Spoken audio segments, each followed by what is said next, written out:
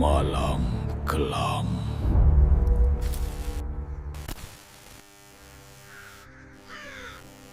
Awalnya semua benar-benar terasa normal. Bahkan terlalu normal untuk ukuran sebuah pendakian gunung yang katanya angker dan jarang didatangi orang. Pagi itu, kami berangkat sebelum matahari benar-benar muncul dari balik perbukitan. Langit masih berwarna biru keabu-abuan. Udara dingin tipis menyelimuti desa kecil di kaki gunung, tempat kami memulai perjalanan. Aku berjalan paling depan, diikuti Arif, Dimas, Rani, dan Siska.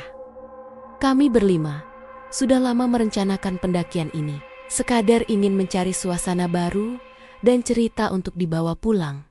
Gunung ini sebenarnya tidak terlalu terkenal. Namanya jarang muncul di media. Jalurnya pun tidak sepopuler gunung-gunung besar lain di Jawa. Justru itu yang membuat kami tertarik. Katanya masih alami, masih sepi, dan masih menyimpan banyak cerita yang tidak banyak diketahui orang luar. Sebelum berangkat, kami sempat berbincang dengan beberapa warga desa. Ada yang membantu menunjukkan jalur awal, ada yang sekadar menyapa. Namun hampir semuanya memberikan pesan yang sama, dengan nada yang berbeda-beda, tapi maknanya serupa. Kalau naik, jaga sikap nak. Ada juga yang menambahkan, jangan sembarangan ngomong, jangan sombong, dan jangan menolak kalau dikasih jalan. Saat itu aku tidak terlalu memikirkan maksudnya. Kupikir itu hanya nasihat umum yang biasa diberikan warga kepada para pendaki. Dimas bahkan sempat bercanda. Setelah kami menjauh dari desa, orang kampung emang suka lebay. Semua gunung dibilang angker. Rani menimpali sambil tertawa kecil. Aku hanya tersenyum tipis. Dalam hati, entah kenapa kalimat-kalimat peringatan itu terasa menempel. Seperti ada sesuatu yang ingin disampaikan, tapi tidak diucapkan secara langsung. Langkah kami menyusuri jalur tanah yang cukup lebar. Anehnya, jalur pendakian ini terasa terlalu rapi. Tanahnya padat, tidak becek, tidak banyak akar pohon yang mencuat. Semak-semak di kanan kiri jalur seakan memangkas dirinya sendiri, rapi, dan tidak mengganggu jalan. Padahal, ini gunung di Jawa yang terkenal lembab, penuh tanaman liar, dan sering licin. Apalagi setelah hujan semalam, seperti kata warga desa, kami berjalan cukup santai, tidak banyak hambatan, tidak banyak istirahat, bahkan nyamuk dan serangga yang biasanya menjadi teman setiap pendaki hampir tidak ada. Tidak terdengar suara jangkrik, tidak ada dengungan serangga, tidak ada suara burung yang bersahut-sahutan, hanya suara langkah kaki kami dan sesekali suara napas yang mulai berat. Enak ya gunungnya, gak seseram cerita orang-orang, kata Dimas sambil tertawa lepas. Ia terlihat paling menikmati perjalanan, seolah ini hanya jalur wisata biasa. Aku cuma mengangguk, tapi mataku terus menyapu sekitar. Ada rasa tidak nyaman yang sulit dijelaskan. Udara di sekitar terasa dingin, tapi bukan dingin yang menusuk tulang, lebih seperti dingin yang kosong. Dingin yang tidak berasal dari angin atau bayangan pohon, seolah suhu di sekitarku ditarik perlahan, meninggalkan rasa hampa di kulit. Semakin naik, pepohonan semakin rapat, tapi anehnya, cahaya matahari tetap bisa menembus sampai ke tanah. Bayangan daun jatuh dengan pola yang tidak biasa, seperti terlalu simetris. Beberapa kali aku berhenti dan menoleh ke belakang, memastikan jalur yang kami lewati masih ada. Jalurnya memang ada, tapi entah kenapa terlihat sedikit berbeda setiap kali aku menoleh. Seperti jalur itu tidak benar-benar ingin diingat bentuknya. Siska yang berjalan di belakangku tiba-tiba bertanya pelan, "Kamu gak ngerasa aneh ya?" Aku menoleh. Wajahnya terlihat sedikit pucat, meski ia berusaha tersenyum. "Aneh gimana?" tanyaku.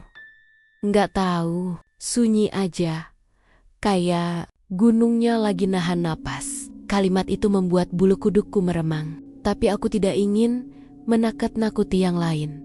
Mungkin Karena masih pagi, jawabku singkat. Kami melanjutkan perjalanan. Waktu berjalan terasa cepat. Matahari seharusnya sudah cukup tinggi, tapi posisi cahayanya terasa tidak berubah. Tidak benar-benar siang, tidak juga pagi. Jam tanganku menunjukkan waktu sudah mendekati sore, tapi perutku tidak merasa lapar seperti biasanya. Sekitar menjelang sore, kami tiba di sebuah dataran luas. Aku berhenti.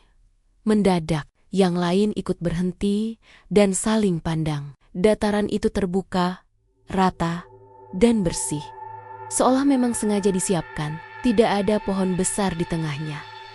Hanya beberapa pohon tinggi di pinggir, berdiri seperti penjaga. Di depan kami, berdiri beberapa rumah kayu tua. Rumah-rumah itu berjejer rapi. Jaraknya sama, menghadap ke arah yang sama. Kayunya terlihat kusam, tapi tidak lapuk. Atapnya terbuat dari genting tanah liat. Beberapa tampak retak, namun tetap kokoh. Dari beberapa dapur, terlihat asap tipis mengepul perlahan, lurus ke atas, tidak tertiup angin. Aku langsung merasa ada yang tidak beres. Dataran seperti ini seharusnya tidak ada di peta. Aku ingat betul. Kami sudah mempelajari jalur pendakian sebelum berangkat. Tidak ada catatan tentang kampung. Apalagi kampung sebesar ini. Di tengah gunung ini. Apa? Rani berbisik. Pos pendaki? Arif menebak. Tapi nadanya ragu.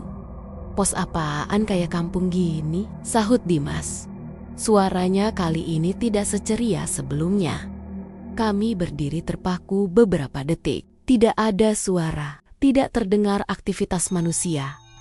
Meski jelas terlihat tanda-tanda kehidupan. Asap dapur masih mengepul.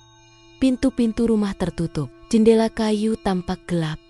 Saat aku hendak melangkah maju, pintu salah satu rumah terbuka perlahan. Dari dalam muncul seorang kakek. Tubuhnya agak bongkok, rambutnya putih panjang, diikat rapi ke belakang. Pakaiannya sederhana, seperti pakaian orang desa zaman dulu. Wajahnya keriput, tapi matanya tajam dan hidup. Yang membuatku merinding adalah senyumnya. Senyum itu terlalu lebar, terlalu sempurna, seperti dipasang, bukan muncul alami dari wajah manusia. Sudah sore, katanya dengan suara halus, tapi dalam. Masuk saja dulu nak. Malam di gunung, tidak baik untuk orang luar. Kami saling pandang. Tidak ada yang langsung menjawab. Ada bagian dalam diriku yang ingin menolak, ingin bertanya, ingin berbalik arah. Tapi entah kenapa, kata-kata itu terasa seperti perintah yang lembut, tapi sulit ditolak. Kami cuma mau lewat. Kata Arif akhirnya. Kakek itu menggeleng pelan. Senyumnya tidak hilang. Lewat atau singgah, sama saja. Gunung ini tidak suka orang yang memaksakan diri. Kalimat itu terdengar seperti peringatan, bukan saran. Aku menelan ludah. Langit di atas kami mulai berubah warna. Cepat sekali, dari terang menjadi redup. Seperti sore yang dipercepat, bayangan rame-rama kayu memanjang di tanah, mengarah ke kami. Cuma istirahat sebentar, bisik Rani. Tanpa banyak bicara lagi, kami mengikuti kakek itu masuk ke kampung. Begitu melangkah melewati batas dataran, ada sensasi aneh di kepalaku, seperti tekanan ringan, seperti telinga berdengung. Saat berada di ketinggian, aku menoleh ke belakang. Jalur pendakian yang tadi kami lewati masih ada, tapi terlihat lebih jauh dari seharusnya. Seperti ditarik mundur, rumah tempat kami diajak masuk terasa hangat di dalam. Terlalu hangat dibanding udara di luar. Aroma kayu dan sesuatu yang manis memenuhi ruangan. Di dalam, ada beberapa orang tua lain duduk diam. Mereka menoleh bersamaan saat kami masuk. Gerakannya hampir serempak. Mata mereka mengamati kami dari ujung kepala sampai kaki. Silakan duduk, kata kakek itu. Kami duduk di tikar pandan yang terasa empuk. Terlalu empuk untuk ukuran tikar lama. Aku kembali merasakan dingin kosong itu. Tapi sekarang bercampur dengan rasa tidak tenang yang semakin kuat. Saat itulah aku menyadari satu hal kecil, tapi mengganggu. Tidak ada jam dinding, tidak ada kalender, Tidak ada tanda waktu apapun. Seolah di tempat ini, waktu tidak penting. Aku melirik keluar jendela. Langit sudah gelap, padahal rasanya baru beberapa menit sejak kami tiba di dataran itu. Tidak terdengar suara malam, tidak ada jangkrik, tidak ada angin, tidak ada apa-apa. Kakek itu kembali tersenyum ke arah kami. Istirahatlah. Besok jalan pulang akan terlihat lebih jelas. Entah kenapa, kata pulang yang ia ucapkan tidak terasa seperti pulang ke dunia kami. Tanpa berpikir panjang, kami mengangguk. Kelelahan tiba-tiba terasa berat, menekan tubuh kami masing-masing. Kelopak mataku terasa berat, meski pikiranku masih dipenuhi tanda tanya. Dan di saat itulah, tanpa kami sadari, kami melangkah lebih dalam. Bukan hanya ke sebuah kampung di tengah gunung, tapi ke sesuatu yang jauh lebih asing. Sesuatu yang pelen-pelen menutup jalan kembali. Tanpa suara, tanpa peringatan. Sejak kami duduk di rumah kayu itu, sejak kami menerima senyum kakek tersebut, kami tidak lagi yakin apakah kami masih berada di dunia manusia. Hari pertama di kampung itu terasa normal. Itulah yang paling menakutkan jika kupikirkan sekarang. Tidak ada teriakan, tidak ada ancaman, tidak ada kejadian aneh yang langsung membuat kami ingin lari. Semuanya berjalan terlalu wajar, terlalu rapi. Seolah kampung itu sudah menunggu kami sejak lama dan tahu persis bagaimana cara membuat orang luar merasa aman. Setelah kami duduk di rumah kayu itu, beberapa warga lain mulai berdatangan. Mereka menyapa dengan suara pelan, nada sopan, senyum tipis yang nyaris tidak pernah berubah. Seorang perempuan tua membawa teko besar berisi air hangat. Asapnya mengepul. Aromanya seperti jahe dan daun-daunan. Ia menuangkannya ke dalam kangker-kangker tanah liat dan meletakkannya satu persatu di depan kami.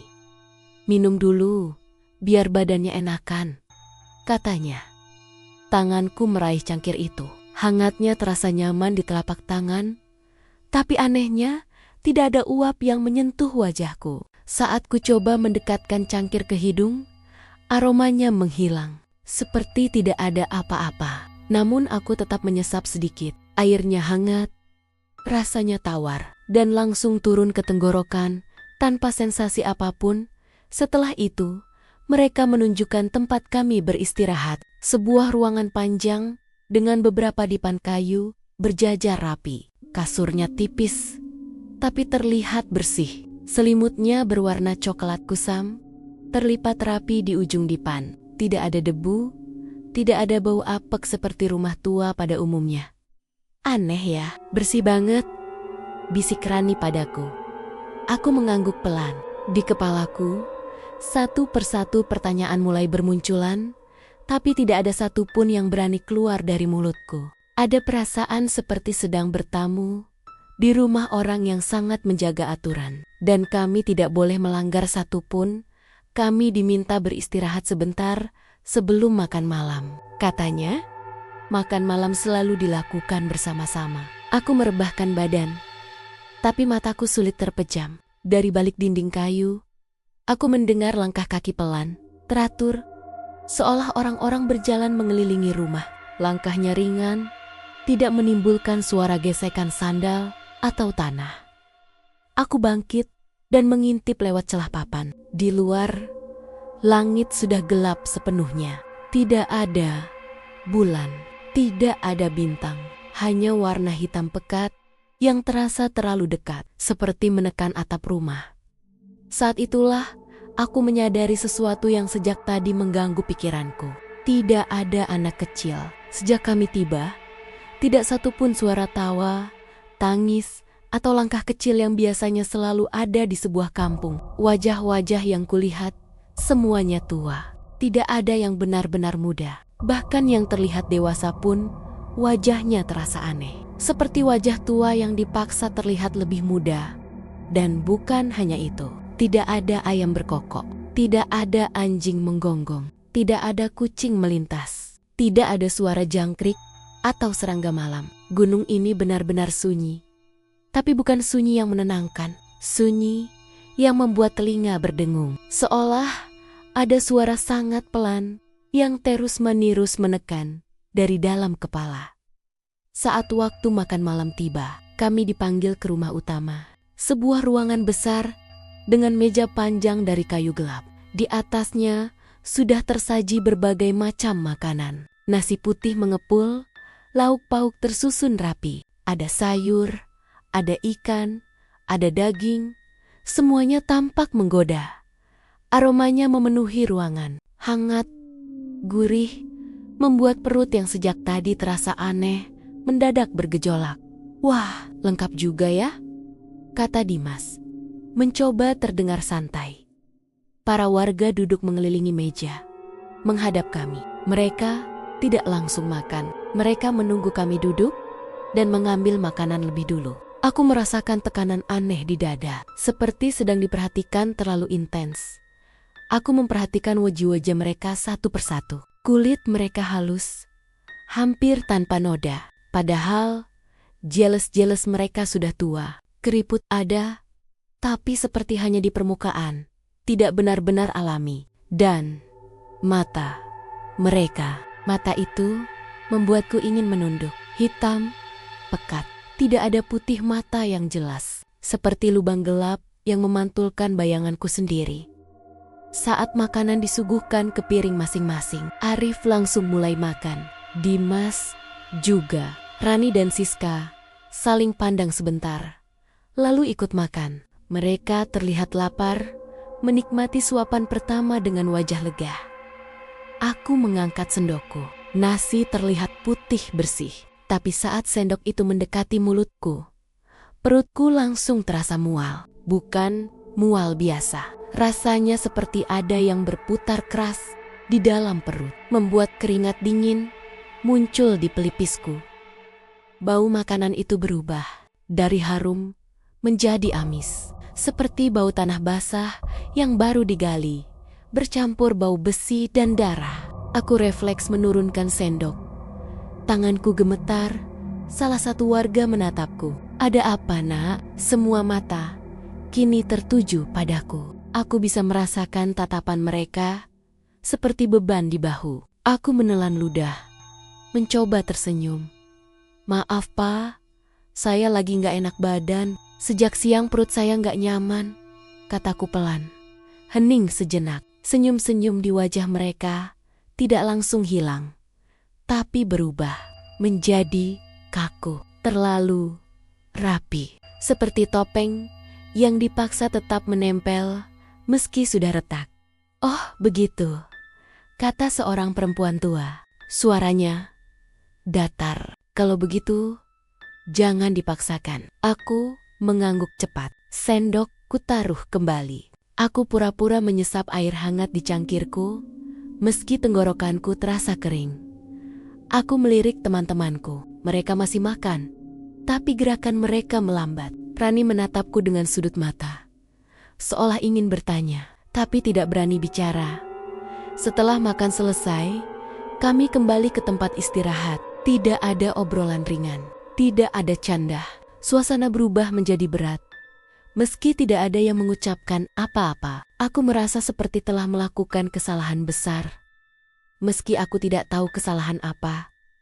Malam itu, aku tidak bisa tidur. Mataku terpejam, tapi pikiranku terus bekerja. Suara sunyi semakin terasa, bukan ketiadaan suara, tapi seperti ada sesuatu yang sangat pelan terus bergema. Seperti desahan, seperti napas panjang yang ditahan.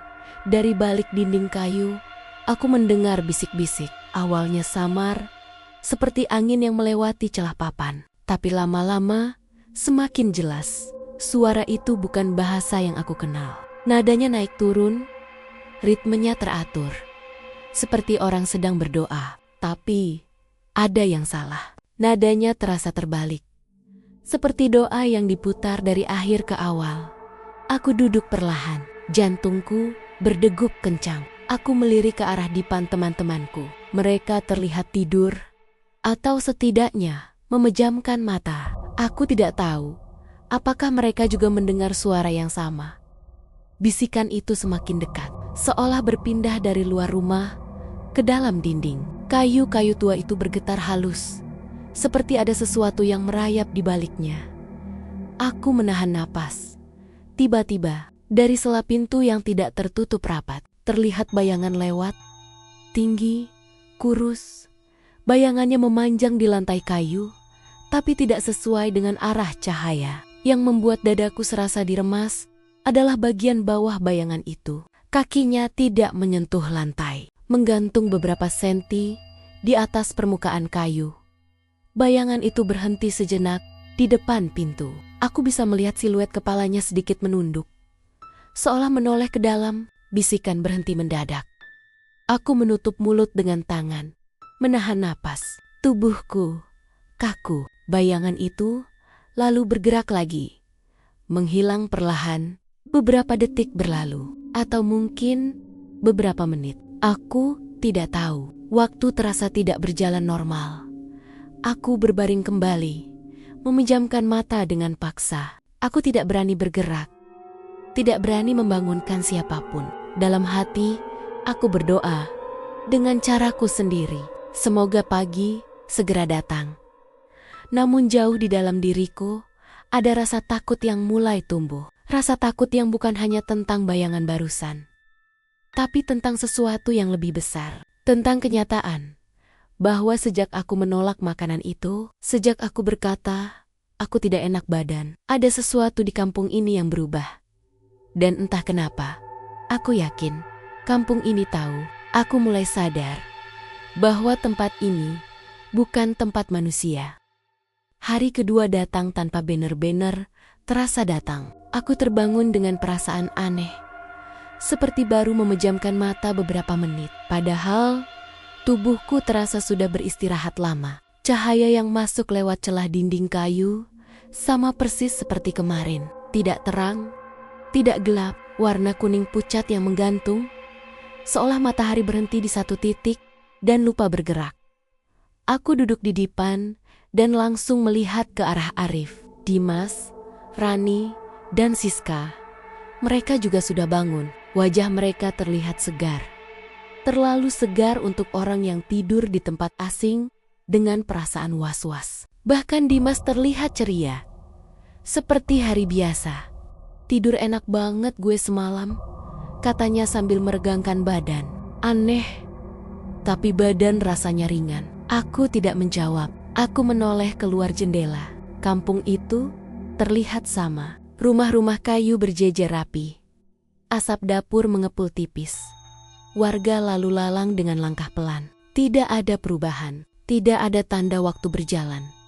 Hari itu kami diajak berkeliling kampung. Katanya supaya kami tidak bosan menunggu cuaca membaik sebelum turun gunung. Jalan-jalan di kampung itu terasa datar. Tidak ada tanjakan, tidak ada turunan. Padahal kami jelas berada di tengah gunung. Kakiku tidak pernah terasa pegal, nafasku tidak pernah terengah. Aku mencoba memperhatikan detail-detail kecil. Setiap rumah bentuknya hampir sama. Setiap pintu berderit dengan suara yang sama. Bahkan bau kayunya pun seragam. Warga kampung menyapa kami dengan nama. Padahal kami tidak pernah memperkenalkan diri satu persatu.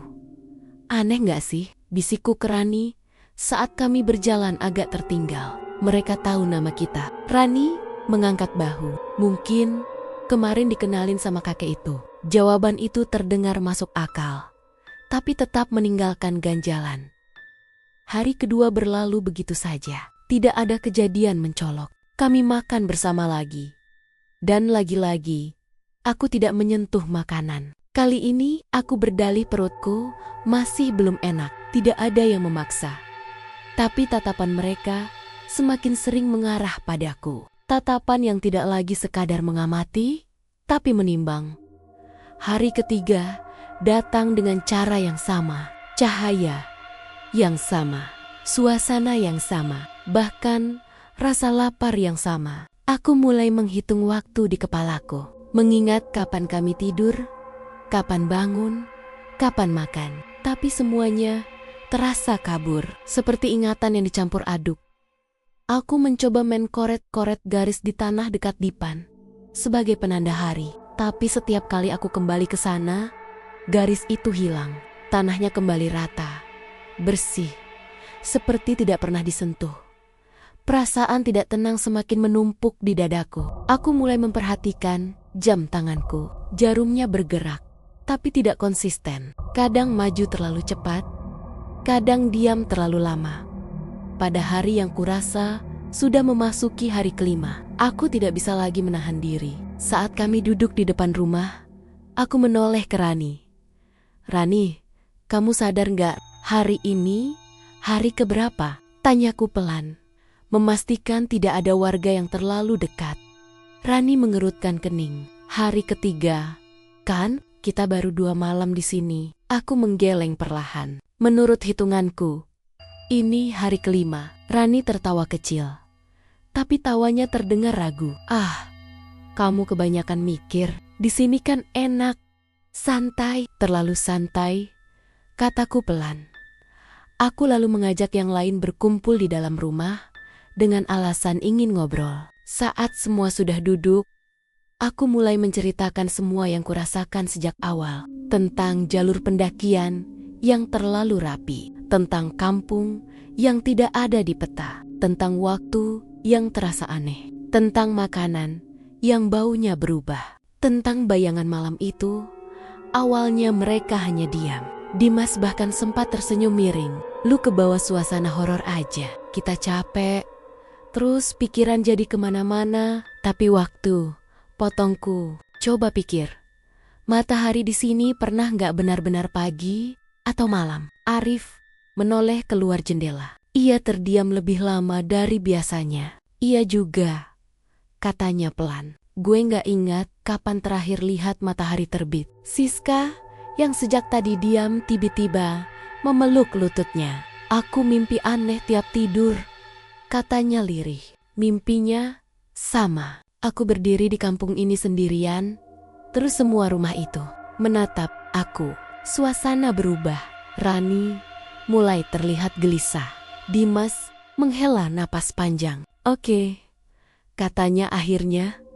"Anggaplah tempat ini aneh, tapi kita baik-baik aja kan?" Kalimat itu belum selesai ia ucapkan ketika sesuatu terjadi. Kami semua menoleh saat Dimas berdiri dan berjalan ke tempayan air di sudut rumah. Ia ingin mencuci muka. Saat ia menunduk, tiba-tiba tubuhnya kaku. Tangannya mencengkeram pinggir tempayan. "Dim," panggil Arif. Dimas tidak menjawab. Ia menatap air di dalam tempayan dengan wajah pucat. Pelan-pelan, ia menoleh ke arah kami. Matanya membesar, bibirnya gemetar.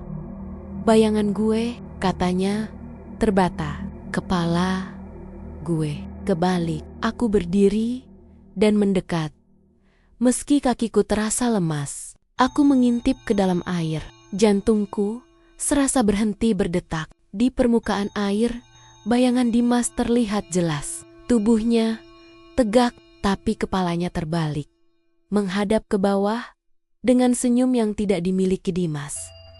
Aku mundur cepat. Tempayan itu tiba-tiba beriak sendiri, seolah ada sesuatu yang bergerak di dalamnya. Panik mulai menyebar. Rani menjerit pelan. Siska menangis. Arif mencoba menenangkan, tapi suaranya sendiri bergetar. "Ini nggak beres," kataku tegas. "Kita harus keluar dari sini sekarang." Kami sepakat untuk bertanya langsung tentang jalan pulang. Kami menemui kakek yang pertama kali menyambut kami. Ia duduk di rumahnya, seperti selalu menunggu. "Kek," kata Arif sopan, "kami mau turun gunung. Sudah lama di sini." Begitu kata turun terucap, senyum kakek itu menghilang. Wajahnya mengeras. Udara di sekitarnya terasa lebih dingin. "Pulang?" ulangnya pelan. "Iya, Kek," kataku memberanikan diri. Kami sudah cukup istirahat. Kakek itu berdiri. Tingginya seolah bertambah. Matanya yang hitam pekat menatap kami satu persatu. "Kalian tamu di sini," katanya dengan suara berat. Berbeda dari sebelumnya. Tamu tidak boleh pergi sebelum waktunya. Waktunya kapan? Tanya Dimas dengan suara hampir putus. Kakek itu tersenyum tipis. Nanti. Kami tidak bertanya lagi. Kami mundur perlahan. Lalu pergi. Sepanjang jalan kembali ke rumah, aku merasakan tatapan dari segala arah. Jendela-jendela rumah tampak lebih gelap. Asap dapur mengepul lebih tebal. Baunya menyengat. Malam itu, kami tidak tidur. Kami sepakat untuk mengintip keluar, mencari jalur yang bisa kami lewati diam-diam. Saat kampung terlihat lebih sepi, kami membuka pintu perlahan. Apa yang kami lihat membuat kakiku langsung lemas. Rumah-rumah itu tidak berdiri di tanah. Dari kejauhan, jelas terlihat tiang-tiang rumah tidak menyentuh permukaan apapun. Mereka melayang beberapa meter di atas sesuatu yang bergeleng-gulang di bawahnya. Bukan tanah, bukan jurang, tapi kabut hitam pekat yang bergerak pelan, seperti bernapas. Kadang muncul bentuk seperti tangan, kadang seperti wajah yang segera menghilang. Jalan-jalan kampung tidak berujung ke hutan. Semuanya menggantung, terputus, mengarah ke kabut itu. Aku merasa lututku gemetar. Rani memegang lenganku erat. Siska terisak tanpa suara. Saat itulah semua kepingan terasa menyatu. Keheningan, waktu yang tidak bergerak, makanan yang tidak bisa kumakan, bayangan terbalik, mata hitam tanpa putih, rumah yang melayang. Kami bukan sekadar tersesat. Kami terjebak. Kami terjebak di kampung jin. Dan yang paling menakutkan, bukan hanya karena kami tidak tahu jalan keluar, tapi karena di saat kami menyadarinya, aku juga sadar akan satu hal lain yang membuat dadaku terasa sesak. Tempat ini tidak ingin kami pergi. Dan semakin lama kami tinggal, semakin tipis batas antara kami dan mereka. Kami sepakat harus keluar secepat mungkin. Tidak ada lagi perdebatan. Tidak ada lagi mencoba berpikir logis. Rasa takut sudah mengambil alih semuanya. Setiap detik terasa seperti hutang waktu yang kalau tidak segera dibayar, akan ditarik paksa dengan cara yang lebih mengerikan. Kami mulai bergerak sebelum cahaya yang menggantung di langit itu berubah warna. Tidak ada yang benar-benar tahu kapan pagi atau malam. Jadi kami hanya mengikuti insting. Begitu melangkah keluar dari rumah kayu, tempat kami bermalam, aku langsung sadar kampung ini tidak lagi sama seperti beberapa jam lalu. Jalan tanah yang kemarin lurus, kini bercabang 3. Lorong sempit yang sebelumnya menuju rumah utama, kini berbelok tajam dan berakhir di dinding kayu rumah lain. Aku berhenti mendadak. Ini bukan jalan yang kemarin, bisikku. Arif mengangguk. Rumah ini barusan gak ada di sini. Kami mencoba berjalan ke arah yang kami yakini sebagai pintu masuk kampung. Tapi setiap kali melangkah beberapa meter, susunannya berubah. Rumah-rumah bergeser perlahan, bukan dengan suara keras, tapi dengan gesekan halus, seperti kayu yang bergerak sendiri. Jarak antar rumah mengecil, lalu melebar lagi, seolah kampung ini bernapas.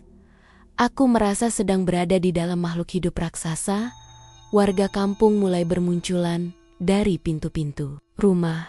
Kali ini mereka tidak lagi berpura-pura ramah. Senyum mereka melebar tidak wajar, memperlihatkan jiji-jiji yang terlalu rapi dan terlalu banyak. Mata hitam mereka kini memantulkan cahaya redup, seperti bara api yang hampir padam. "Kenapa kalian gelisah?" tanya seorang perempuan tua yang berdiri terlalu dekat denganku. Aku tersentak mundur. Lehernya memanjang perlahan, seperti ditarik dari dalam tubuhnya sendiri. Kulitnya meregang, tapi tidak robek. Wajahnya tetap tersenyum, sementara kepalanya mendekat ke wajahku. Enggak apa-apa," jawabku gugup. Perempuan itu tertawa pelan. Suaranya seperti kayu kering dipatahkan. "Kalau tidak apa-apa, duduklah. Tamu harus tenang." Kami mundur bersama-sama. Jantungku berdegup keras. Dari sudut mataku, aku melihat jalan di belakang kami menyempit, seperti sengaja menutup kemungkinan untuk berbalik. Kita lari. bisik Arif. Kami berlari. Begitu kaki kami menghantam tanah lebih keras, suara gong besar terdengar dari tengah kampung. Dentingannya berat, dalam, seperti berasal dari perut bumi. Tanah bergetar hebat, rumah-rumah berderak. Kabut hitam di bawah kampung bergolak lebih liar. Dari balik kabut itu, muncul sosok-sosok tinggi berwarna hitam. Tubuh mereka kurus, menjulang, dengan tangan terlalu panjang, hingga hampir menyentuh tanah. Jari-jari mereka runcing bergerak-gerak, seperti mencari sesuatu. Setiap langkah mereka tidak menghasilkan suara, tapi getarannya terasa di tulang. "Ayo," teriakku. Kami berlari ke arah yang entah kemana. Jalanan berubah-ubah, kadang berujung buntu, kadang berputar kembali ke tempat yang sama. Aku bisa mendengar napas kami sendiri, berat dan panik. Di belakang, suara sesuatu yang bergerak mengikuti kami.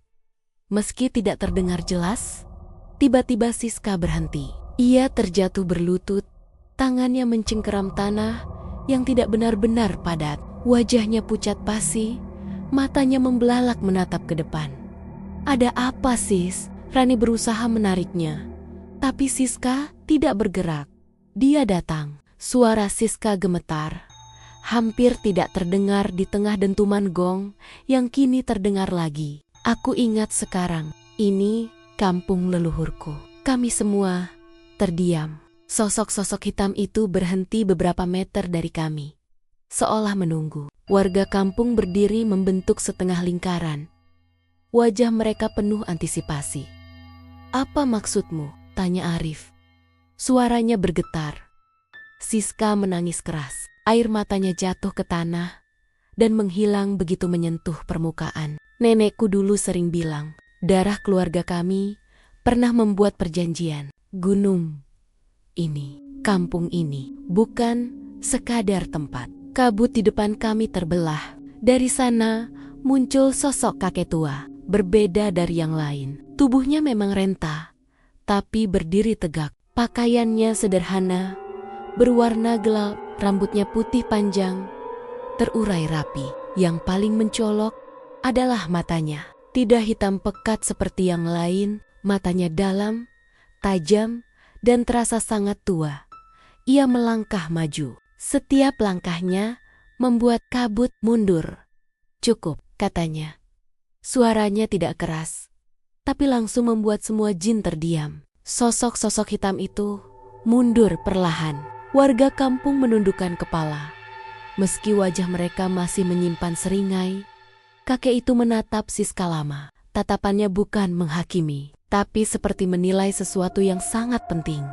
"Darahmu masih mengalir di dunia manusia," katanya akhirnya. "Kau belum waktunya tinggal di sini." Siska terisak. "Aku nggak mau di sini. Aku mau pulang." Kakek itu mengangguk pelan. "Bawa teman-temanmu sekarang." Ia lalu menancapkan tongkat kayunya ke tanah. Tanah bergetar hebat. Angin berputar kencang di sekitar kami, membentuk pusaran. Rumah-rumah berderit, seperti menahan amarah. Suara jeritan menggema dari segala arah. Bukan jeritan manusia, tapi suara yang membuat kepala terasa ingin pecah. "Dengar baik-baik," kata kakek itu. Suaranya kini terdengar lebih berat. "Jangan menoleh, jangan menjawab apapun yang memanggil nama kalian. Apapun suaranya, apapun wujudnya." Aku mengangguk cepat. Meski tenggorokanku terasa kering, kakek itu menggerakkan tongkatnya, menggambar lingkaran bercahaya samar di tanah. Di tengah lingkaran itu, udara bergetar, lalu terbuka seperti tirai tipis. Di baliknya, terlihat hutan, jalur pendakian, dunia yang kami kenal. Sekarang, katanya, tegas. Kami berlari. Begitu melewati lingkaran itu, suara jeritan semakin keras. Aku mendengar suaraku dipanggil. Sangat jelas. Suara ibuku, suara temanku, bahkan suara yang menyerupai suaraku sendiri. Aku ingin menoleh, tubuhku refleks, ingin berhenti. Tapi aku mengingat pesan kakek itu. Aku menutup telinga dengan satu tangan sambil terus berlari. "Berhenti, tunggu." Suara itu terdengar tepat di belakangku. Aku tidak menoleh. Aku merasakan sentuhan dingin hampir menyentuh punggungku. Nafasku tersengal. Kakiku hampir menyerah. Di sampingku, Rani menangis tanpa suara. Arif terus mendorong Dimas yang hampir jatuh. Siska berlari di depan, seolah ditarik sesuatu yang tak terlihat. Tiba-tiba jalur itu menyempit. Cabang-cabang pohon meraih seperti tangan. Kabut hitam mencoba masuk dari belakang, menggulung-gulung dengan marah. Aku bisa mendengar suara gong itu lagi. Lebih dekat. "Jangan berhenti!" teriak Arif. Kami terus berlari sampai kakiku tidak lagi terasa. Sampai paru-paruku terasa terbakar. Sampai suara-suara itu mulai menjauh, perlahan memudar. Lalu, tiba-tiba, semua hening. Kami terjatuh di tanah hutan yang lembab. Tanah, sungguhan, bau tanah basah yang nyata. Suara serangga malam mulai terdengar. Angin menyentuh kulit dengan dingin yang familiar. Aku berbaring telentang, menatap langit. Kali ini, aku bisa melihat bintang. Aku terengah, tertawa kecil tanpa sadar, bercampur tangis. Kami selamat. Setidaknya, Rata, itulah yang kami pikirkan saat itu. Namun sebelum aku benar-benar memejamkan mata, aku sempat menoleh ke arah gunung. Di kejauhan, samar-samar, aku melihat kabut hitam itu berkumpul lagi. Dan di antara kabut, ada banyak mata hitam yang menatap ke arah kami. Seolah ingin memastikan satu hal, bahwa meski kami berhasil lari malam itu, kampung itu tidak benar-benar melepaskan kami. Dan sesuatu di dalam diriku tahu, apa yang kami tinggalkan di balik gunung itu belum selesai. Kami terjatuh di tengah hutan dalam keadaan berantakan. Tubuh kami kotor oleh tanah dan daun kering, napas tersengal, tenggorokan kering seperti disayat. Saat aku membuka mata perlahan, cahaya terang menyilaukan pandanganku. Bukan cahaya kuning pucat yang menggantung seperti di kampung itu, tapi cahaya matahari pagi yang nyata, hangat dan terasa hidup. Matahari benar-benar terbit. Aku terduduk dengan susah payah. Tanganku gemetar saat menyentuh tanah. Tanahnya lembab, dingin, bertekstur jelas. Aku menggenggamnya kuat-kuat, memastikan ini bukan ilusi. Bau tanah basah, daun, dan kayu lapuk langsung menyeruak ke hidungku. Bau yang selama ini terasa asing di kampung itu. Ini hutan, gumamku. Arif terbaring di sampingku. Dadanya naik turun cepat. Dimas tengkurap, muntah cairan bening bercampur empedu. Rani menangis tanpa suara, wajahnya tertutup tangan. Siska terduduk paling depan, memeluk lututnya, menatap kosong ke arah pepohonan. Kami selamat, tapi rasanya tidak ada satupun dari kami yang benar-benar merasa aman. Beberapa jam kemudian, suara peluit terdengar dari kejauhan, disusul teriakan manusia. Suara yang selama ini tidak kami dengar. Suara yang nyata. Tim SAR muncul dari balik pepohonan. Wajah mereka terlihat lega, sekaligus terkejut saat melihat kondisi kami. "Ya Allah, mereka di sini!" teriak salah satu petugas. Kami dikerumuni, diberi air, diselimuti jaket. Beberapa dari kami langsung menangis, histeris. Begitu menyadari, kami benar-benar kembali ke dunia manusia. Namun, ekspresi wajah para petugas itu aneh. Mereka tidak hanya terlihat lega, tapi juga pucat, seolah melihat sesuatu yang seharusnya tidak mereka lihat. "Kalian kemana saja?" tanya salah satu petugas senior sambil menatap kami satu persatu. Matanya fokus pada wajah kami yang kurus dan kotor. Arif menjawab dengan suara serak, "Kami cuma hilang 5 hari, Pak. Kami tersesat." Kalimat itu membuat suasana mendadak sunyi. Beberapa petugas saling pandang. Ada yang menggeleng pelan, ada yang menghela napas panjang. Petugas itu menatap Arif lama, lalu berkata pelan tapi jelas, "Kalian hilang 30 hari." Kata-kata itu seperti menghantam dada kami satu persatu. 30. Rani mengulang dengan suara nyaris tidak terdengar. Iya, jawab petugas itu. Pencarian sudah hampir dihentikan. Keluarga kalian sudah pasrah. Kepalaku terasa kosong. 5 hari. Bagiku, semua itu terasa 5 hari. Bahkan mungkin kurang. Tapi, di dunia ini, waktu telah berjalan 30 hari tanpa kami. Saat kami dibawa turun, dan akhirnya bertemu keluarga, suasana berubah menjadi campuran antara tangis lega dan ketakutan yang tidak terucap. Ibuku memelukku erat, menangis seperti kehilangan akal. Tubuhku gemetar dalam pelukannya. Aku ingin mengatakan semuanya, ingin menceritakan kampung itu, kakek tua, kabut hitam, dan jeritan yang memanggil nama kami.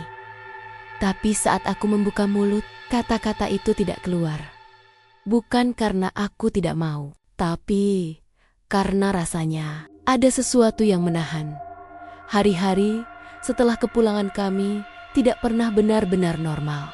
Secara fisik kami pulih, tapi ada bagian dalam diri kami yang terasa tertinggal. Jam terasa berjalan aneh, kadang terasa terlalu cepat, kadang terlalu lambat.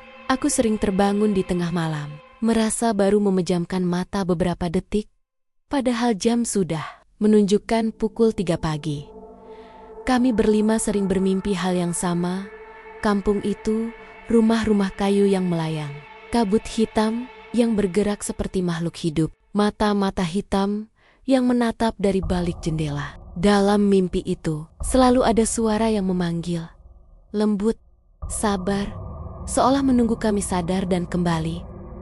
Aku bermimpi duduk di rumah kayu itu, sendirian.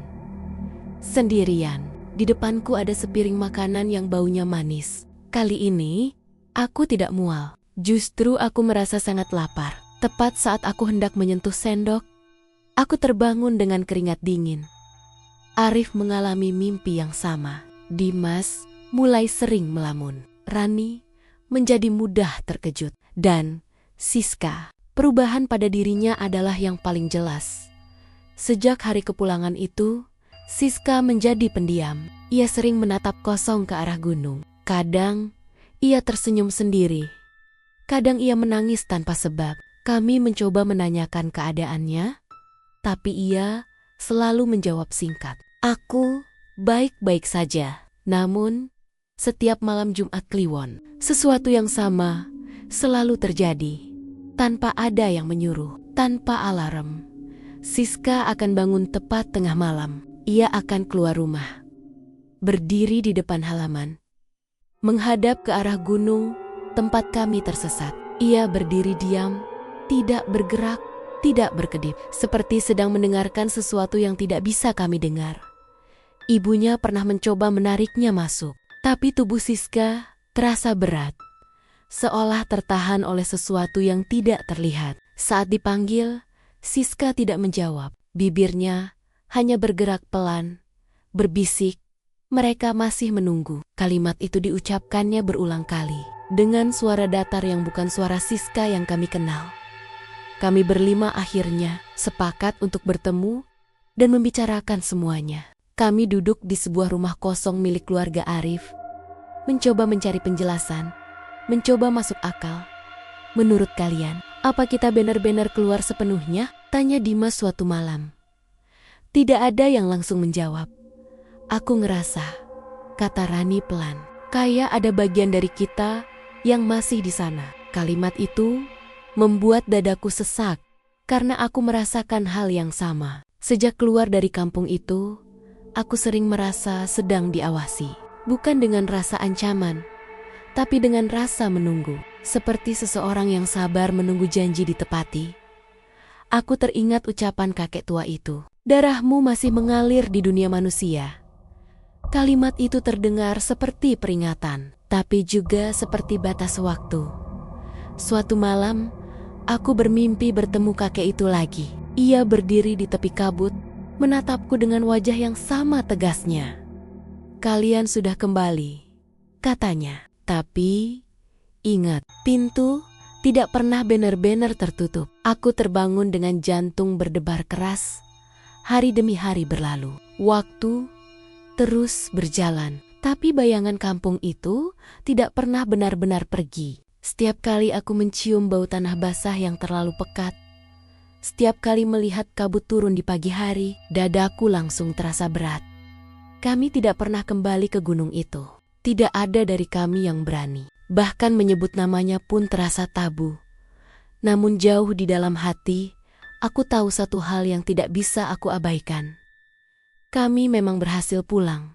Tapi bukan karena kampung itu kalah, melainkan karena kampung itu membiarkan kami pergi, dan sesuatu mengatakan padaku, suatu hari nanti, ketika waktu yang mereka tunggu telah tiba, ketika batas itu kembali menipis, kampung jin di balik Gunung Jawa itu akan kembali memanggil dengan sabar, dengan tenang, karena mereka tidak pernah benar-benar ingin kami pulang.